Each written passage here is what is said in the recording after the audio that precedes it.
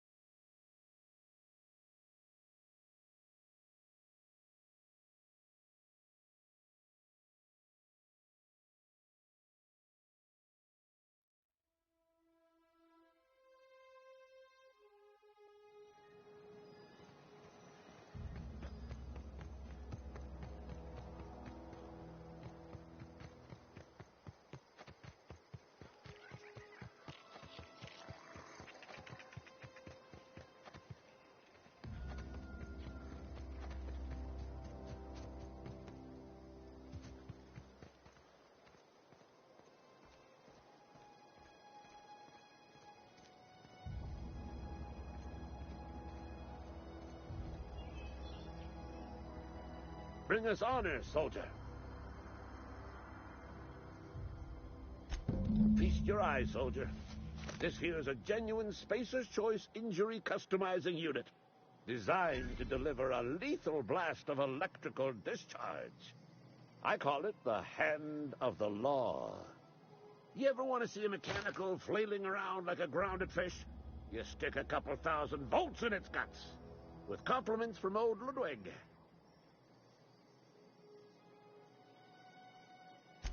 Time's come for you to journey down into the black heart of the enemy's camp. I'm talking about the old geothermal plant. Unfortunately, the old plant lies outside my board-given jurisdiction. You'll need to get a passcode from the boss, Reed Thompson.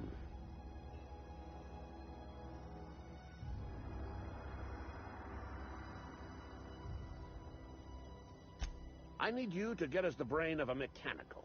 Well, not exactly a brain. Anatomically speaking, what we're looking for is a logic module. There's the rub. If a mechanical breaks down, the logic module fries. So you can't rip one out of its corpse. You're going to have to find an intact model somehow.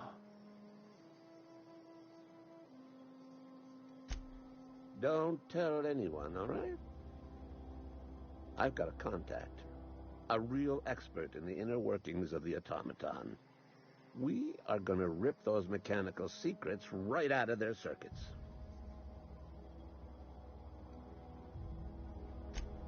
Well, excuse me. What I meant was I'm going to get a contact. I didn't know I had to be all prissy about my grammar around you. If you die horribly, I will pour out a can of Zero-G to your memory.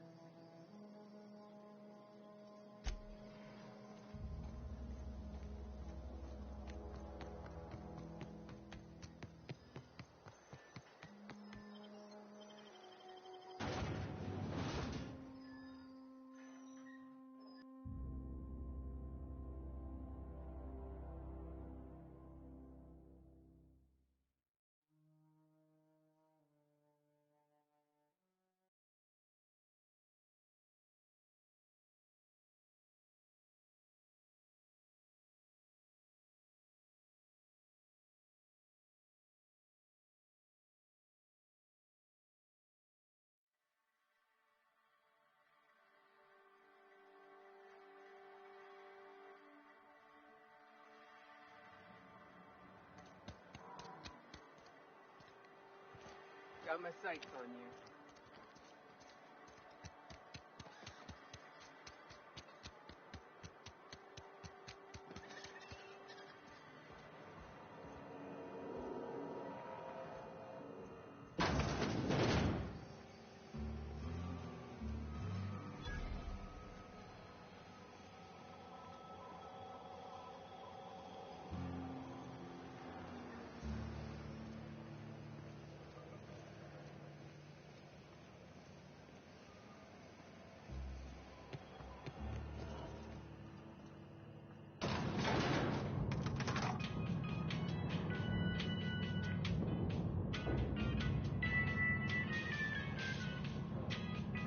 Miss Holcomb, I need to explain this to you. The grease monkey, Argo? I'm sorry, Mr. Thompson, sir. You asked why it's taking so long to fix. The answer's technical. Don't apologize. Just try using small words for me. The cans bust open in the oven because she's set to cook saltuna, which isn't what we've got. Mr. Thompson? I think there's someone here to see you. Focus, Miss Holcomb. You and I are still talking. Let's start over. Walk me through the process. Show me where it's going awry. Well, sure. It's, mostly on account of what we're feeding into the mechanism. It puts food in cans. We have food, we have cans. Why won't it work like we need? She's expecting saltuna of a certain size. We're filling the cans with, well, not fish.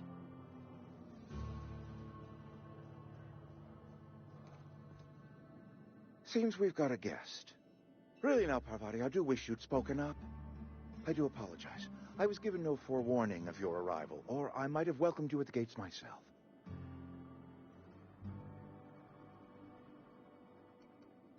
You were saying, Miss Holcomb. It's just what Bess needs is a proper refurbish. I can bandage her up and what all, but she's just old. Sorry, I'm sorry. I'll do better. And I do wish you'd stop referring to our cannery as Bess. Personification of company property is strictly contrary to the Spacer's Choice Code of Conduct. My apologies. I am not in the habit of allowing my guests to witness such a row. Now, what can I do for you?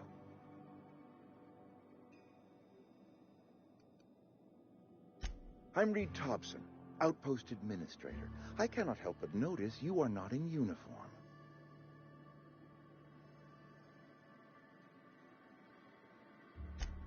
Yes, so it dawns on me. Seems I allowed my excitement to run away with my wits. Been a few seasons since we've had a visitor pass through. Only regulator we got is hooked up to the town transformer. Mr. Thompson ain't liable to be keen on dismantling it. I beg your pardon. I am most emphatically not keen on any such thing. I can't let you have our power regulator. But I happen to know of another one. And I happen to know exactly how you may retrieve it without frying yourself in the process.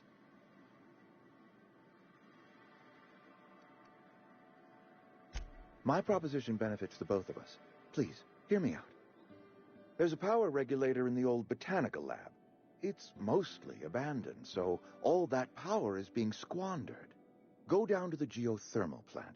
Reroute power from the botanical district over to us. Once their power's shut down, you can have their regulator and be along on your way. I was not entirely sure how to tell you this. The botanical labs are not legally inhabited, but there are people who live there.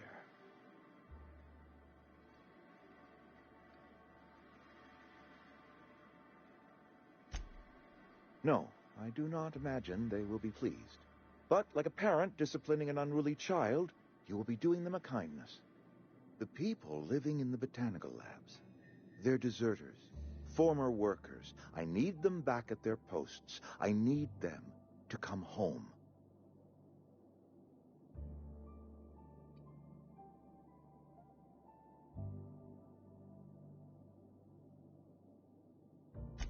Edgewater is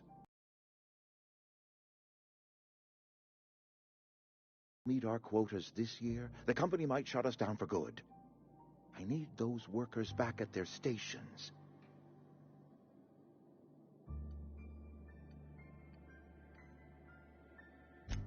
Neither do I.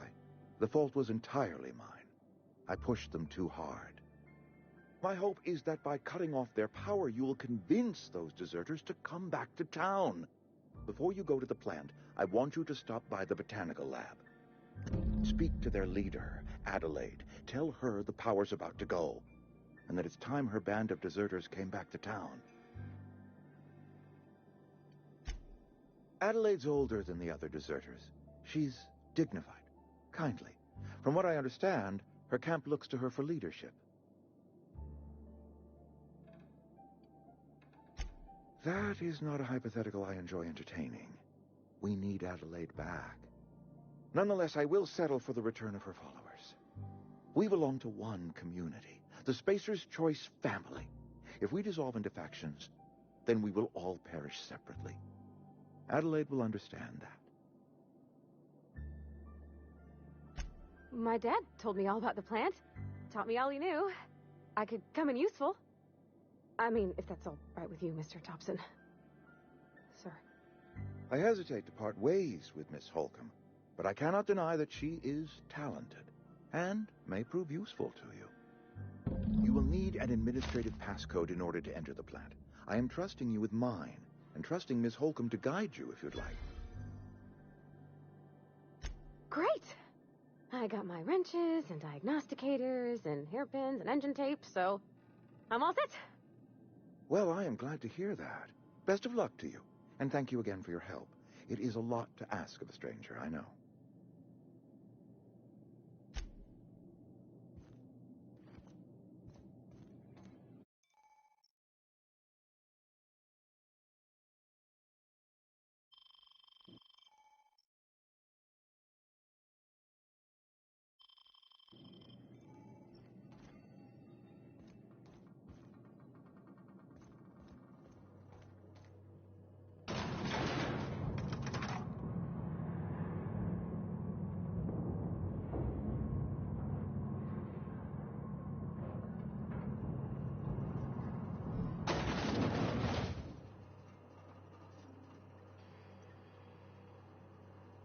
We better clear out of Mr. Thompson's office before we talk.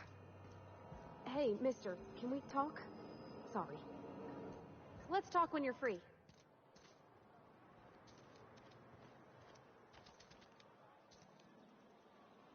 Sorry. You just want to get out of here. And you likely don't want to tag along like me. It's just, Mr. Thompson has his own view on matters, on account of it's his job and what all, but that's not the only side of the tale.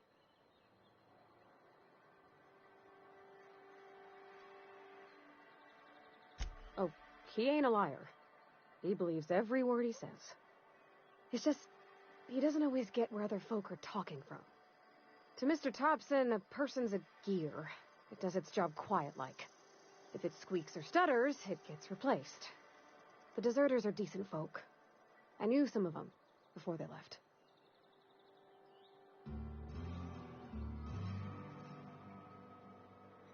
Life's hard here, especially for them that don't fit in so well.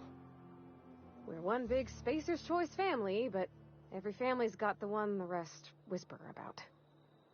Mr. Thompson's aiming to take away their power. They'll have no lights to see, nor heat to cook. They'll be at the mercy of marauders, or worse. I think you should talk to the town's vicar about it. Max, his name is.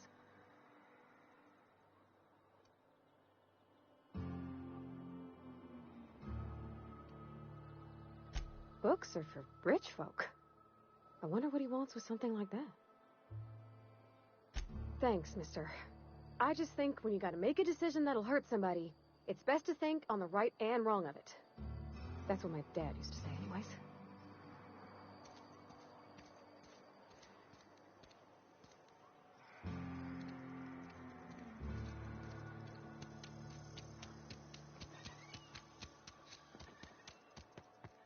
I've always felt weird in here.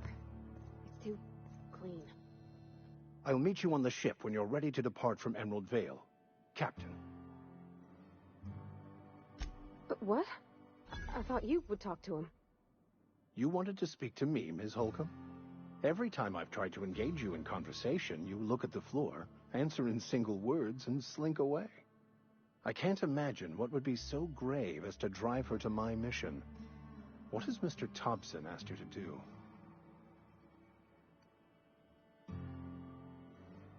Depriving them of safety from the marauders and wildlife. I can see why that troubles you. Miss Holcomb has a soft heart. Always has, if you believe the talk.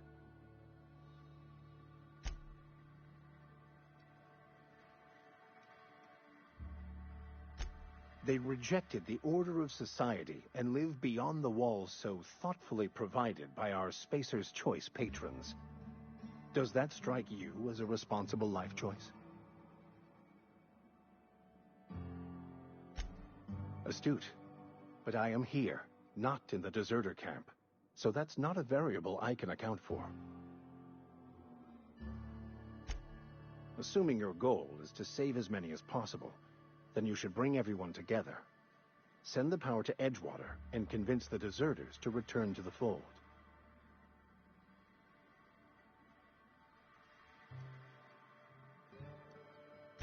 Not if things are left to stand as they are. They who are not satisfied with their work are satisfied with nothing. No? How about, work fortifies the spirit. True exhaustion awaits idle hands.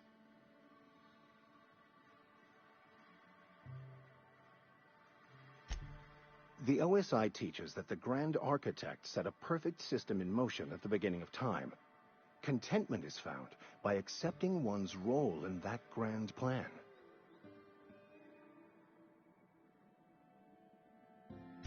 The Order of Scientific Inquiry, also known as scientism to the layperson. You don't talk to the Grand Architect. Once the universe was set in motion, it stepped back. It has no concern for us.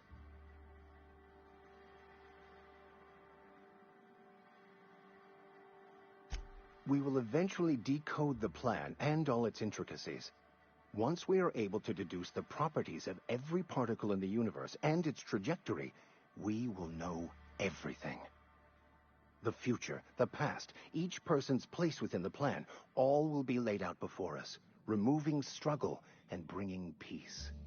No one will ever need question their path again. Some even believe this ultimate knowledge will unlock mankind's true potential, and we will all become akin to Grand Architects ourselves, after a fashion.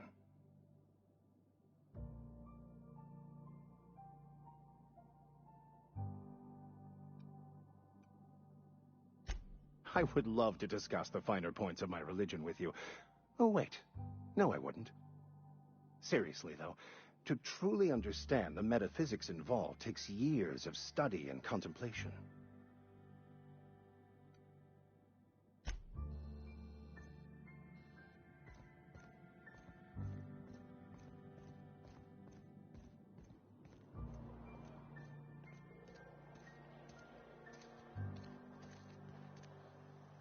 Yeah, huh? That's on account of how I never met her. I don't rightly know. She was in another division of the Spacer's Choice family. She worked in the Vale a few months, sorting the cannery computers. Her contract said any kids she had, expected or not, belonged to her office from the time of conception. So when I was born, I got sent here. Could be. Reckon I'll never know. You mean about the mission being too clean? I know, but Vicker says the universe is a machine, that it runs by law. Real machines have gunked up oil, scratches, and worn bits. You can tell they've seen handling, been used by folk. The machine Vicker sees is one ain't never been run. It's not for people to live in. It's something on a museum shelf, under glass.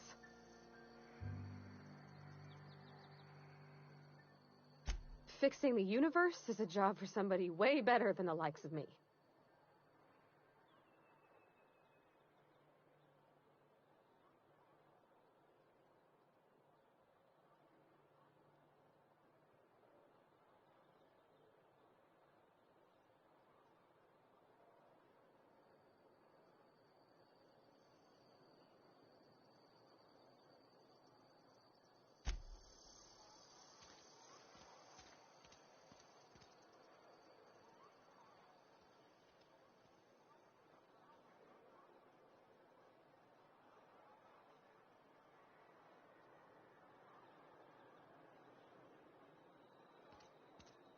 Something got you down?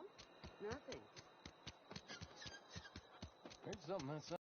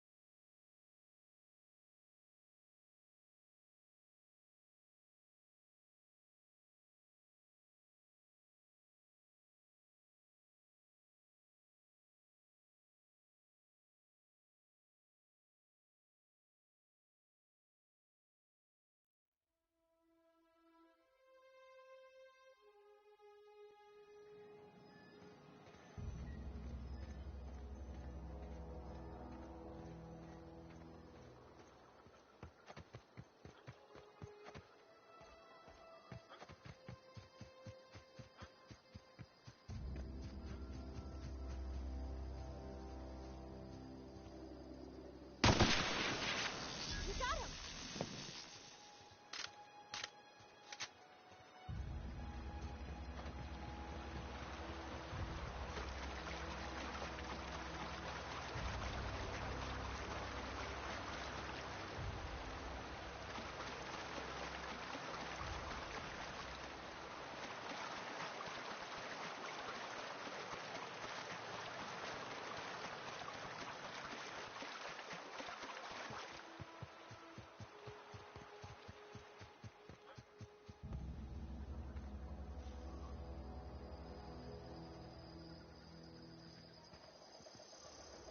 I've always wanted to poke around in here. Something you need?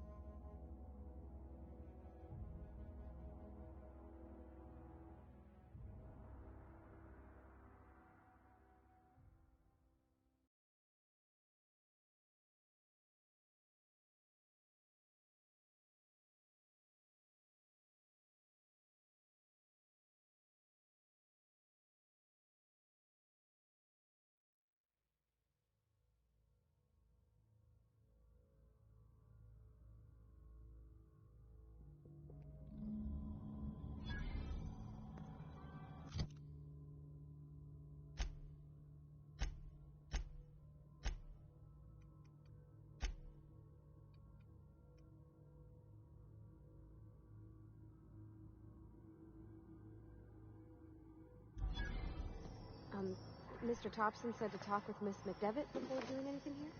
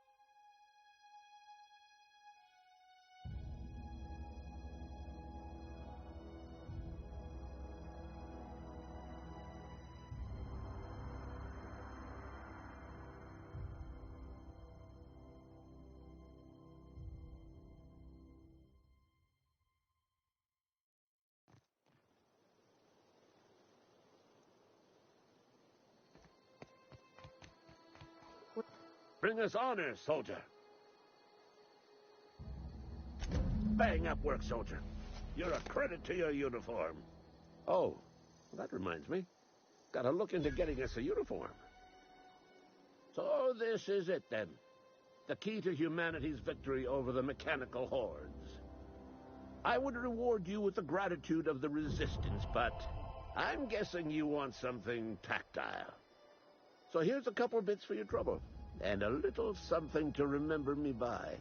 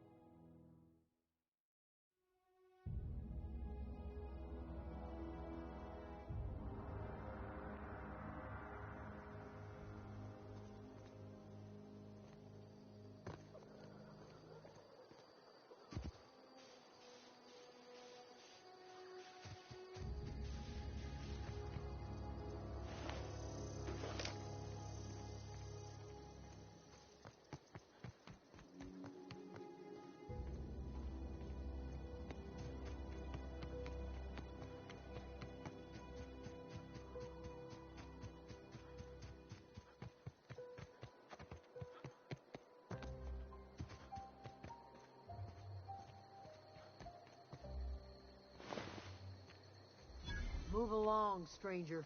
We don't want any trouble.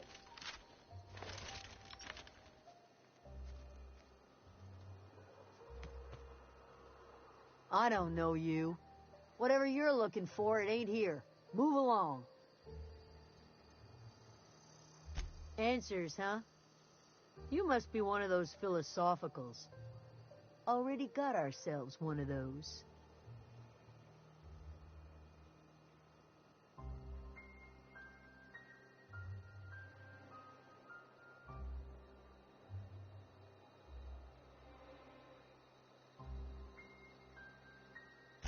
Yeah, that's us. And you can tell Thompson we're doing just fine by ourselves. If you're gonna start wandering around my camp, know that I got my sights on you. Over in the hothouse, tending crop. Enough with the questions. No offense, but I've got a lot on my mind.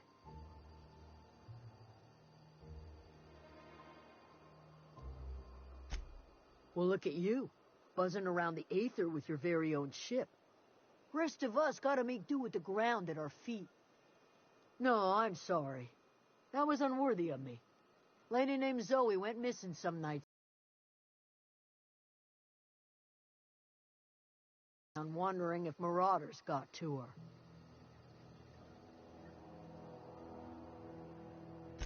It's not like Zoe to go wandering. Figured she might be out scavenging, but that ain't exactly her talent. Can't imagine where she's gone. Vale's a wide place. She could be anywhere.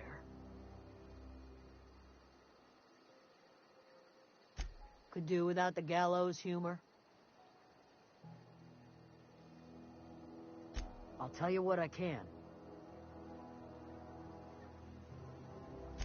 Vex me. If she told anybody, they ain't telling me. I'd check her room, but I got yelled at for snooping once already.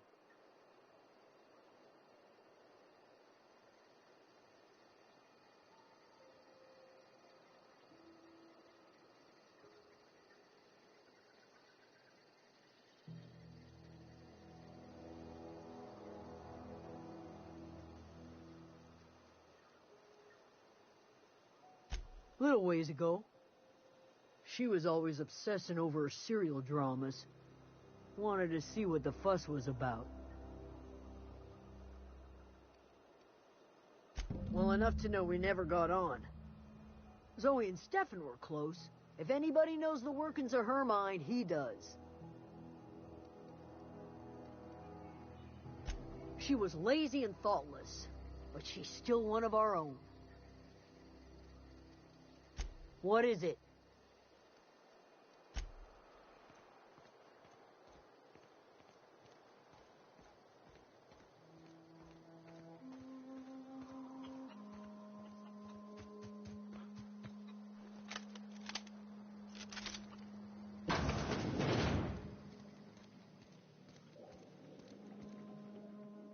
If you're hungry, there's meat turning on the spit outside. If you're bearing illness, find a place to lay your head down and I'll fetch you a poultice. Whatever your troubles with Edgewater, leave them at the gates and be welcomed here. Any questions, dear? I have been called that, among other things. Green Thumb, grandmother, the strange old lady who keeps flowers. But yes, Adelaide will do just fine. Excuse me, Miss McDevitt? Sorry, it's just... You got such pretty trees in here. Why, thank you. You're Robert's girl, aren't you? I remember when you were but a sprout. Thomas speaks of you often. Are you staying long? You should try some of my tobaccorn tea. I brew it in an old spittoon, but it's been cleaned.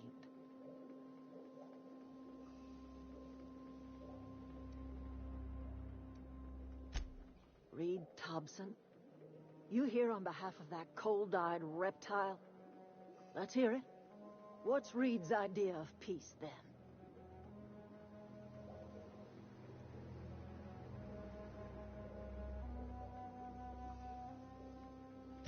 Like everything else that comes out of Edgewater, that peace offering is canned. I and my own are living just fine out here by ourselves. He would do such a thing. Question is, why would you agree to his plans? Cannery's got a regulator. You want ship parts, you ought to rip him out of the cannery's guts and leave us be. If you're going down to the plant, you should divert power away from Edgewater and toward our end of the grid. Think about it. You'd be liberating an entire town from a lifetime of service to that odious cannery. Seems the sort of thing a hero would do.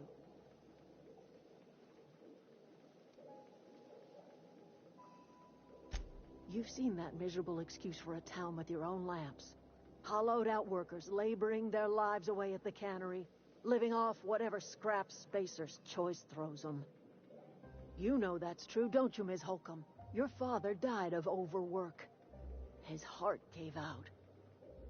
He was tired all the time, sure, but he was old, ma'am, and he raised me all by his lonesome. Look what they did to this child. Lost her family to the company, and still she defends them.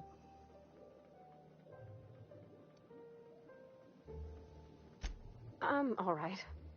I ain't so fragile. That was unkind of me. I'm sorry, dear.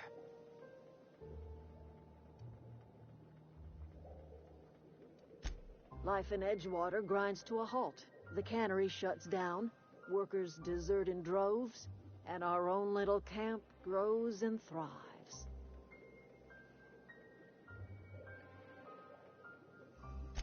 You bring power to Reed's town and you'll be killing us. Reed knows it. He's counting on it. I trust you will listen to your conscience.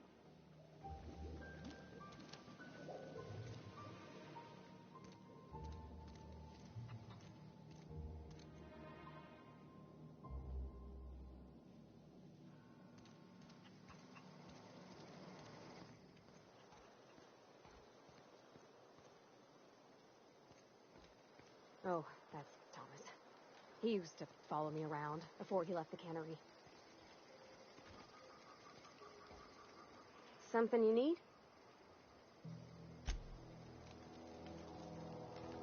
If you're hungry, Stefan's got supplies.